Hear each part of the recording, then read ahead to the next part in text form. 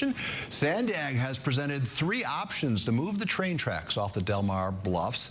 SANDAG board member Terry Gaasterland joins us now to share more on these 3 choices. Good morning to you, Terry. Good morning, Paul. All right, so I was reading the materials in preparation of this interview, and I saw this reference to full take, full take, full take. And I got the feeling that full take is bad. What does full take mean in the reference to the plans here? Full take means somebody's house is going to be gone because the land and the space is needed. They're fully going to take it. Fully taken. And gone. They get paid market value, maybe a little juice on top. How does that work? Yeah, so, well, I've never been a subject of full take, so I've never experienced it myself. What I've been told is that you're offered an amount of money and you can accept it, you can say, hey, I want more, but at the end of the day, if it can't be settled, then it's an eminent domain process. So there's a negotiation, so there's going to be then it's a take. Of these 3 plans, is there a plan where no houses are fully taken? There is. It's alignment A. There are 3 alignments, A, B, and C. Both B and C go into Del Mar Hill at Jimmy Durante Boulevard and Camino Del Mar, right where they intersect. And they need, both of them, 1 portal there, and it's about 7 acres. 7 acres is about 5 houses per acre. That's 35 houses gone. C needs another 7 to 10 acres at the south end. That's another about 20 houses gone. A is underneath the fairgrounds and underneath the river. And A didn't exist until very recently. We started talking about it right here, and the engineers started saying, well, could this be done? And the answer is, if you can go under the river, A works.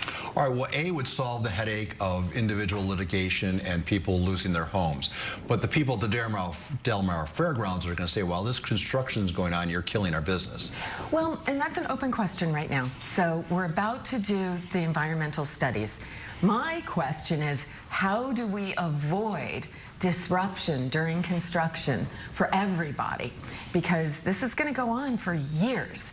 You know, whatever construction happens, we need to find a way to do it that minimizes impact. Is there a greater price tag for A over B and C? Depends on how you look at it. A gets the train tracks out of 2 lagoons forever. We wind up with the San Dieguito Lagoon and the Penasquitos Lagoon restored to their original 1800s beauty. It'll cost more because the tunnel is longer, but what's the price of the benefit? You know, I would say that maybe A costs more in today's dollars right now, yes, but we have a huge return for that money. And environmental concerns as it relates to, say you get through all this, you get the train tracks built, they're under the, you're still going to be transporting, in some cases, you know, combustible fuels or whatever. Hazardous materials. Hazardous materials is what I'm searching for. Exactly. Thank you for helping me out. What is this? I guess there are tunnels everywhere, right? I mean, people have learned how to do this safely. Well, there are tunnels everywhere, but it occurs that freight trains underneath people's homes just don't happen in the United States. So what are we talking about here if B or C happens? It's 51 acres of land, 80 feet on each side of the tunnel. So you can think of it as 160 feet wide for the length of the tunnel. Add that up, that's 51 acres. Multiply that by 5, that's 250 homes. Add in the homes next door to each one of those, and you've got 750 homes with a tunnel underneath carrying freight with hazardous materials. So that's another strike against B and C. Absolutely. And is there vibration involved if you live on top of one of these deals? Well, our environmental studies are going to tell us how much vibration.